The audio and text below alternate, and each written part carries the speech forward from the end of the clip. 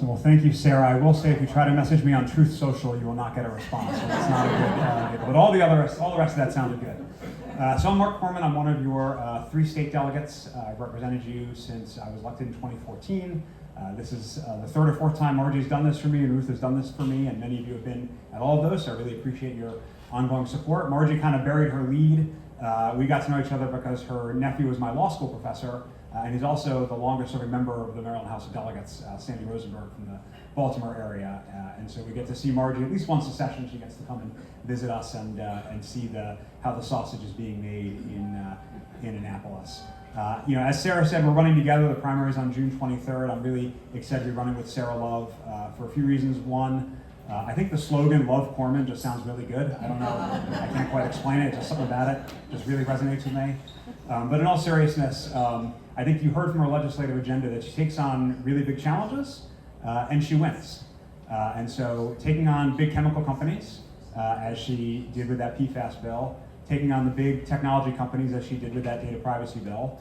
She didn't even tell you about the work she did taking on the gun lobby with a piece of gun control legislation this year, and many, many other things. That's the kind of effective state senator I think we want representing us in Annapolis. I'm really excited to run with her.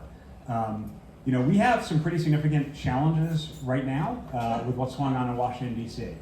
And I don't want to make this overly partisan, although we are running in a primary. But what's happening in Washington, D.C., it has a lot of impacts on people who live in Maryland. I mean, one, there's just some very direct personal impacts, right? If you are yourself or related to or know an immigrant, you are under threat right now, whether you're here with documents or not. If you are someone who's related to someone or knows somebody or has a friend who's transgendered, you're under threat right now, given what's going on. And then for us in particular in this area, our economy is under significant siege and threat. We are a company town, and that company is the federal government. And I know at least some of you were mentioning that you used to work in different federal departments or things that are adjacent to federal departments. And right now we have a company foreman who has lit the factory on fire. And that's a huge challenge for our area. We have long been very reliant on having the federal government here, and we've had a soft private economy. Like many of you, I at one point worked for the federal government, and my current day job, the legislature's part-time, is here because of the federal government. I'm an attorney, do regulatory law. But we need to figure out ways to diversify our economy. And that doesn't mean we're going to be disconnected from the federal government. It's still better to have the National Institutes of Health than to not. It's still better to have Walter Reed than to not. It's still better to have the Food and Drug Administration or the National Science Foundation than to not. But those things have now been tarnished in a way that I think was sort of unimaginable a few years ago. And so there's a lot of efforts we need to take on that front. One thing that I did this last legislative session, culmination of a few years of work, is an area of business called franchising.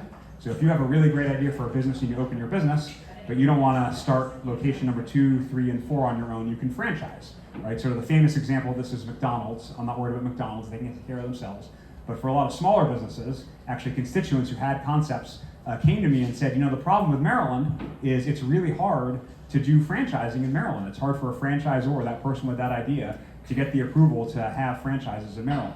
And so we worked over 2 years to change how Maryland does that and make it a little bit easier. We're not saying it's the Wild West and there's no consumer protection, no protection for franchisees, but we're making it a little bit more competitive for Maryland. Of course, there's a lot of other things we need to do as we're pushing back against the federal government to reposition our economy to make sure that, yes, we want the federal jobs, we want the federal contracts, but that we're also going to have more of a private sector economy. We also need to continue pushing ahead on a lot of things that this president has turned his back on. I chair a committee called the Environment and Transportation Committee, so it shouldn't be a shock to hear that I am very pro-environment and want to see us do more on our environmental goals, whether it's cleaning the Chesapeake Bay, cleaning our air, cleaning the water, and of course taking on climate change. We have very big goals in Maryland. Unfortunately, the federal government has turned their back on those goals, but we need to continue moving ahead and trying to make progress, which also can have good economic benefits because of the opportunities with things like renewable energy and energy storage. And similar, I mentioned that Senator Love had a gun control bill this past legislative session. That's clearly another thing that the federal government has turned its back on that we can still fight for here in Maryland. And then thankfully we get to work on things that are pretty disconnected from what's going on in Washington, D.C., so we don't have to think about that all the time. And so for example, right now, We are in the middle of a transformative, significant investment in our pre-K through 12 public schools in Maryland called the Blueprint for Maryland's Future, focusing on pre-K, focusing on highly trained, highly compensated teachers, focusing on pathways from pre-K all the way to college or career and technical education, focusing on providing more resources to students who need them the most. But it's very expensive. And we, unlike our federal neighbors, have to balance our budget every year. We don't have our own central bank. We don't have our own government printing press. And so we have to figure out over this next term that hopefully Sarah and I will be serving in, what we can continue investing in the Blueprint, how we can continue to transform and invest in our public education system, and what we need to pull back on because of our limitations, because of our budget situation and budget system. And so looking forward to continuing that work. And I have kids in the public school program, so it's obviously very personal to me, but even if you don't have kids in the public schools, that is still the brand for Montgomery County, right? And so if you talk about the economy in Montgomery County, you can't divorce that from talking about the schools in Montgomery County and what draws people here. I suspect many of you actually probably came here at one point or another because of the public schools. And then finally, since I know there's a former Maryland Department of Transportation employee back there, I have to talk about one of my favorite subjects, which Margie mentioned, which is our metro system. She was overly kind in describing my role, but it is true that in 2018, Maryland, Virginia, and DC all worked together. I was a part of that effort to, for the first time, create regional dedicated funding for our metro system, which is obviously very important to a place like Friendship Heights, which really grew into what it is because the metro is here.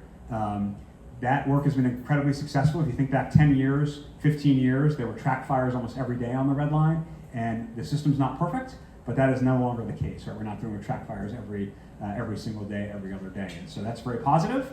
But one thing we messed up in 2018 when we put the dedicated funding in place is we made it a flat dollar amount.